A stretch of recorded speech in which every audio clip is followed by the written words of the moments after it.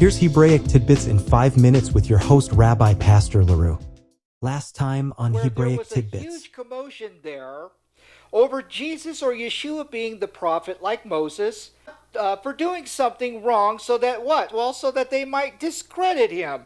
Discredit him from making more claims to being the Jewish Messiah. A woman who is accused of adultery here in the reading is full of holes. There's lots of holes in this story. There's lots of things wrong going on here. Get this, okay? They themselves had already known perfectly what the law of Moses had to say about adultery, okay?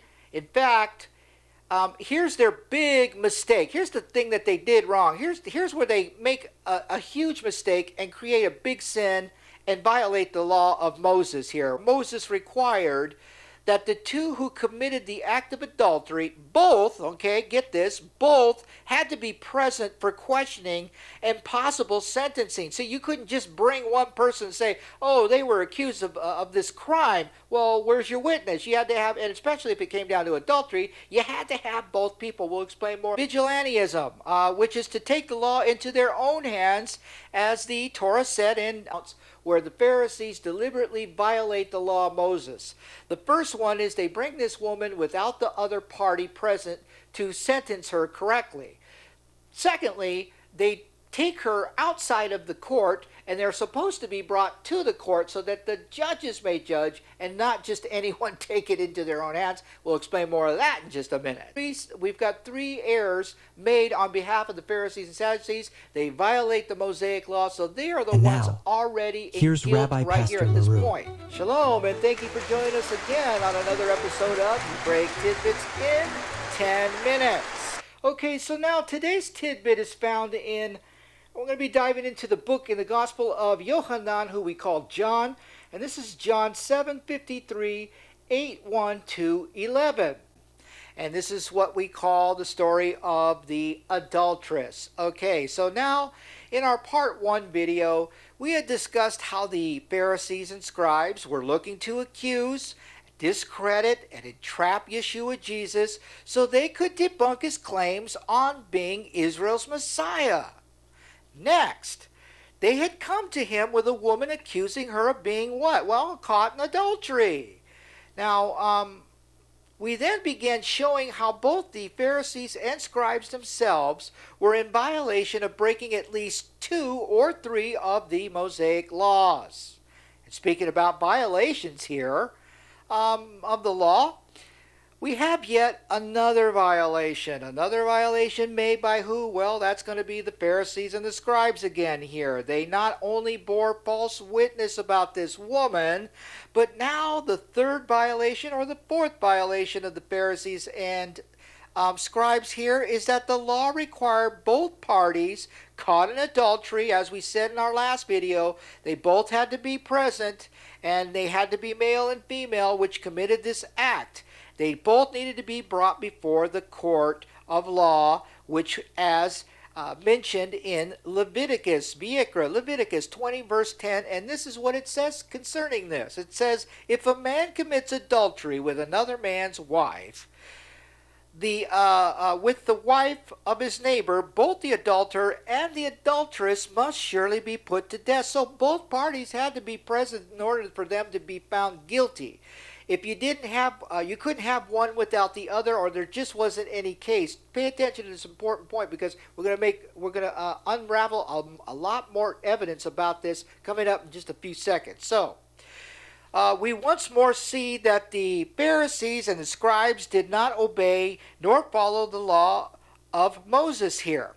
They clearly break and violate at least 3 laws of the Mosaic covenant and 4 laws here at this point so far. Next, they needed to have at least 2 or 3 people or witnesses who saw all of this happening and could testify that they were caught in this very act. Was there anybody like that in the story? No.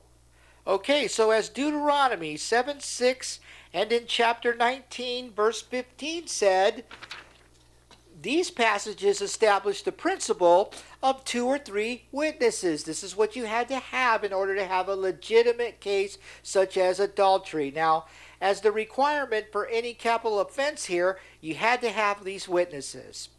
Now, a single witness was not enough, again, to establish guilt and justify the death penalty by stoning. Now, here's another problem with capital punishment. We're going to see about that in a minute. Now, as we can see here in the story, these people are not present, again, when the Pharisees and the scribes accused this woman of adultery, as the Pharisees and the scribes were in the temple area and not in the place that the supposed act actually happened. Okay? Now, the woman in the story was just some poor victim here. Okay? And she was just taken to be a part of their scheme, again, to entrap and discredit Jesus, as John says in verse 6. Now, the law of Moses also said, "You are not to pervert or obstruct justice." But the Pharisees and the scribes, both knowing the law of Moses, also deliberately violated it, which is their crime, and this is their sin. So as far as everyone involved is concerned here, okay, this woman and Yeshua, Jesus, will be the only ones found innocent and free from violating the laws of Moses, as we now see this in verse 7 of John here. Now, Yeshua, Jesus says, "He who is without sin among you, let him throw the stone at her first." Now, guys, here's where a lot of preachers and people misunderstand and then misuse this story to showcase the nature and the character of our Messiah. Okay? They say, he's loving. Okay? He's loving. He's understanding. You know, Jesus, he's loving, he's understanding. They say he's merciful. They say he's forgiving and compassionate. And that's what this whole story is all about, because God wants to forgive us all when we sin or we do wrong. Or is that what Jesus really came to do here? Did he come to forgive us? Yes, he does, but is he doing it here? Let's find out here. Let me tell you why here. In verses 10 and 11,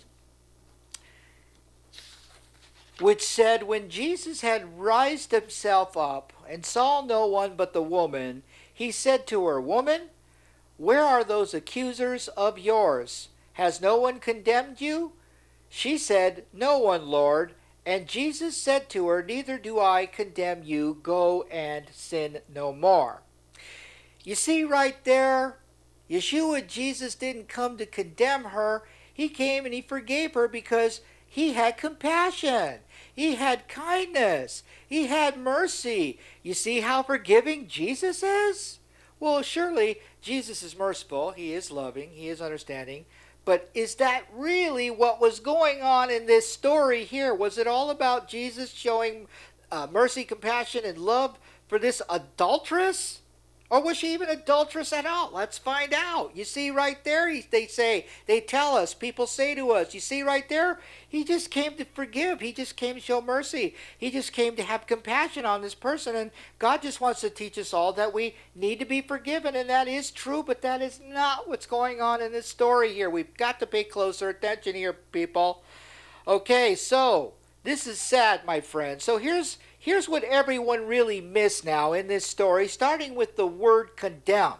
Okay, the word condemned that Jesus used here.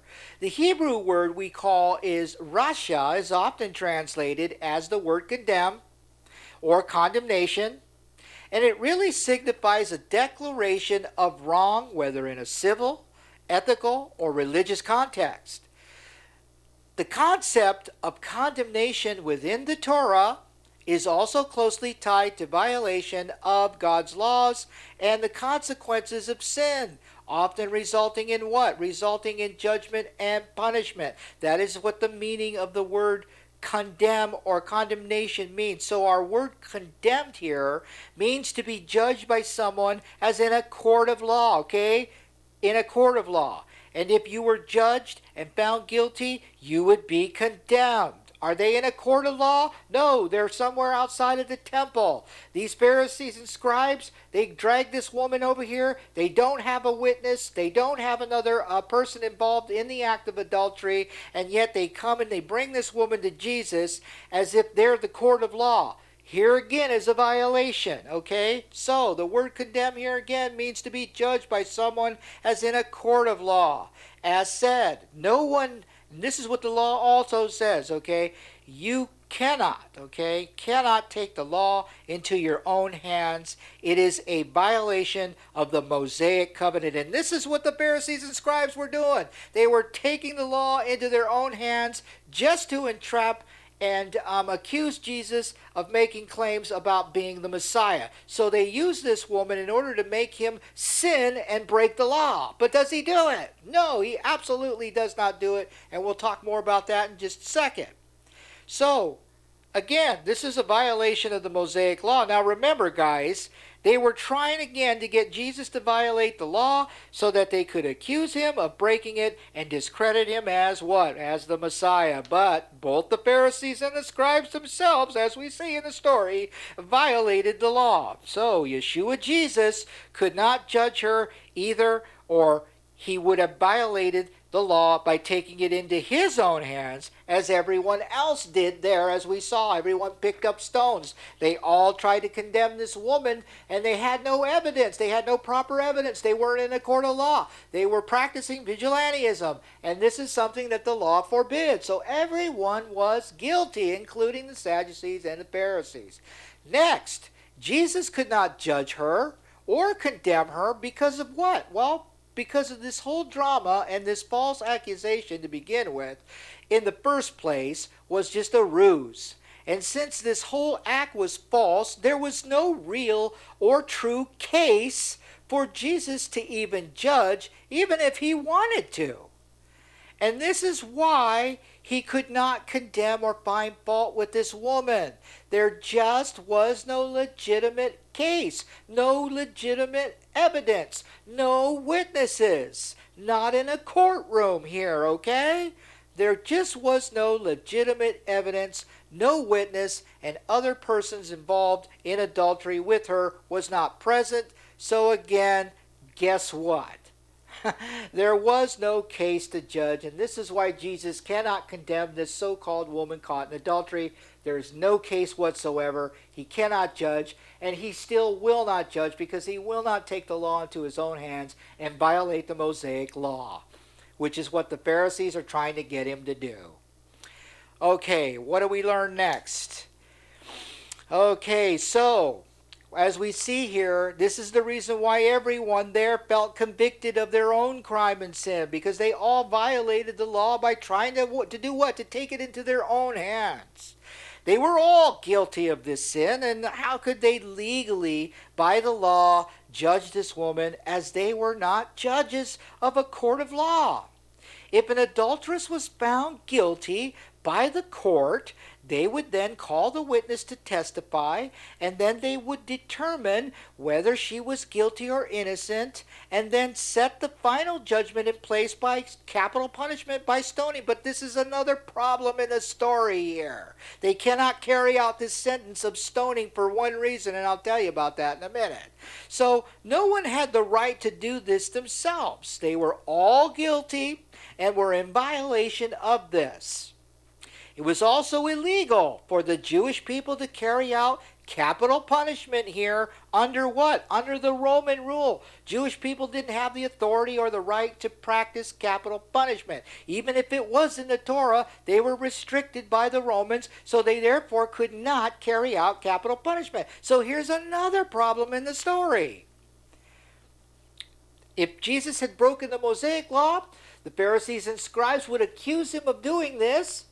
And then if he tried to pass a sentence on the woman saying, well, then she needs to be stoned, then they'd run to the Romans and say, well, now he's violating Roman law, so they would get him either way. And this is what they were all trying to do. They were trying to entrap him to do this. Okay, so it was illegal, again, for the Jewish people to carry out capital punishment under the Roman rule as well. So Yeshua could not pronounce that sentence even if he wanted to.